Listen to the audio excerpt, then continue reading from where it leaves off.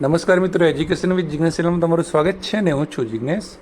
મિત્રો, વિદ્યા સહાયક ભરતીની અંદર ફોર્મ ભરવાની પ્રક્રિયા જે છે એ પૂર્ણ થઈ છે ને. ફોર્મ ભર્યા બાદ જે છે ચૂંટણીની પ્રક્રિયા જે હતી એ ચાલુ હતી અને ચૂંટણી પ્રક્રિયા અત્યારે જે છે ચૂંટણીનું પરિણામ આવશે 28 તારીખે. અને હવે જે PML જે આવશે એટલે કે પ્રોવિઝનલ મેરિટ લિસ્ટ જે છે એ આવશે અને ક્યારે આવશે, બરાબર, કેટલો સમય લઈ શકે છે એની ચર્ચા આ વિડીયોમાં આપણે કરીએ છીએ. તો સૌથી પહેલાં તો PML એટલે કે પ્રોવિઝનલ મેરિટ લિસ્ટ, જેને ગુજરાતીમાં કહેવાય છે કામચલાઉ મેરિટ યાદી. હવે કામચલાઉ મેરિટ યાદી જે હોય છે એ અત્યારે હાલમાં આપણે જે પણ ફોર્મ ભરાયા છે એ તમામનું એક કોમન મેરિટ જે છે એ પ્રમાણે કાઢીને સિસ્ટમ દ્વારા ગણતરી કરી અને આપવામાં આવે છે. એને પ્રોવિઝનલ મેરિટ કહેવામાં આવે છે, કામચલાઉ મેરિટ યાદી. પણ એ પહેલાં વાત કરીએ કે પ્રોવિઝનલ મેરિટ જે છે એ ત્યાં બને છે પહેલાં. હવે અહીંયાથી જે તે ફોર્મ જે તે જિલ્લામાં ભરાયા છે તો ઉમેદવારોની જે પણ વિગતો જે છે એ તમામ ડોક્યુમેન્ટને બધું જે છે એ જે તે અત્યારે સ્વીકાર કેન્દ્ર ખાતે હાલમાં હશે અને ત્યાંથી એક લેટર લખીને સ્વીકાર કેન્દ્રથી તમામ જે સાહિત્ય જે છે એ મંગાવવામાં આવશે. તો જે તે જિલ્લામાં દરેક જિલ્લામાંથી સ્વીકાર કેન્દ્રો પર જે પણ ફોર્મ આવ્યા છે એ તમામ ફોર્મ જે છે એ જે વિદ્યા સહાયક ભરતી બોર્ડ આપણું જે છે સેક્ટર 20 ઉપર એ ત્યાં મંગાવવામાં આવશે અને ત્યાં જે છે એના ઉપર કામ થશે.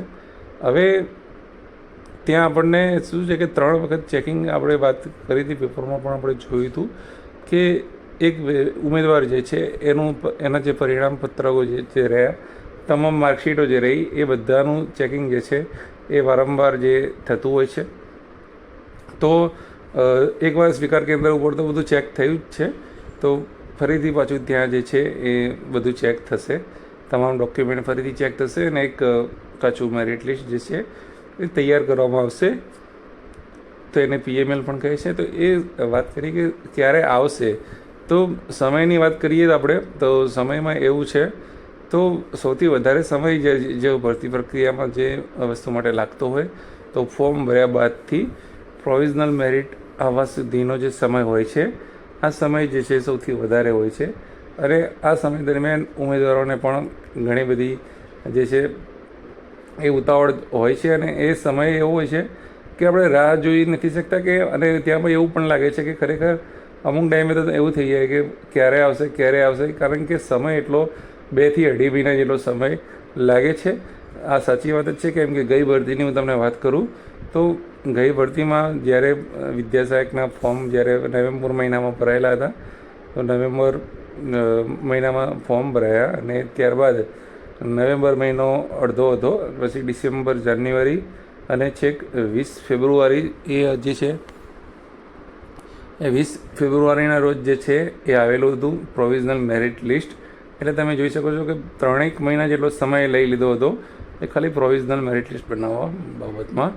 તો આ વખતે જે છે ચોક્કસથી એટલો સમય જે છે એ લાગવાનો છે અને બીજા પણ અમુક પ્રશ્નો જે છે એટલે પ્રોવિઝનલ મેરિટ જે છે એની અપેક્ષા જે છે એ આપણે લગભગ જુલાઈ મહિનાની અંદર આપણે રાખી શકીએ છીએ. જો કદાચ વહેલું આપવામાં આવે તો જૂન મહિનાના જે 15 તારીખથી લઈને 30 તારીખની વચ્ચે આવી શકે છે, બરાબર છે. અને સાથે સાથે જે શિક્ષકોના જિલ્લા બદલી કેમ્પ જે ચૂંટણીના કારણે મોકૂફ રાખવામાં આવેલા છે, કેમ્પો પણ બાકી છે. તો એ કેમ્પો જે છે એ આચારસંહિતા ચૂંટણીની હટી જાય પછી શરૂ કરવામાં આવશે અને પછી આવશે provisional merit list. Provisional merit લિસ્ટની અંદર શું હશે તો તેમાં તમારું જે પણ એપ્લિકેશન ID જે છે, ફોર્મ નંબર તમારો જે કહેવામાં આવે છે ફોર્મ નંબર હશે, બરાબર છે. અને મેરિટ તમારું લખેલું હશે, પછી તમારો જનરલ મેરિટમાં તમારો કેટલામો નંબર છે અને તમારી કેટેગરીમાં કેટલામો નંબર છે, આ તમામ માહિતી જે છે એ પ્રોવિઝનલ મેરિટ વખતે આપવામાં આવશે. પ્રોવિઝનલ મેરિટની અંદર કે ફાઇનલ મેરિટની અંદર કોઈ જગ્યાએ જે છે નામ આપવામાં નથી આવતું, ફક્ત અને ફક્ત જે છે એ આવી રીતે મેરિટ આપવામાં આવે છે. એના ઉપરથી તમને ખ્યાલ આવી જશે કે તમે કેટેગરીમાં કેટલામાં ક્રમ ઉપર છો અને તમારો જનરલ ઓવરઓલ તમારો મેરિટ ક્રમ કેટલામો છે. તો ઇન ફ્યુચર પછી તમને એનાથી આઈડિયા આવી જશે કે તમારો નંબર કેટલો લાગશે કે શું છે, અને જગ્યાઓ આવશે એટલે ચોક્કસથી ખ્યાલ આવી જશે. કેટેગરી વાઇઝ મેરિટની છે આપણે ચર્ચા જે છે એ કરવાના છીએ ચોક્કસથી. એક કેટેગરીનું મેરિટ જે છે એ એનાલિસિસ સચોટ રીતે આપણે કરીશું.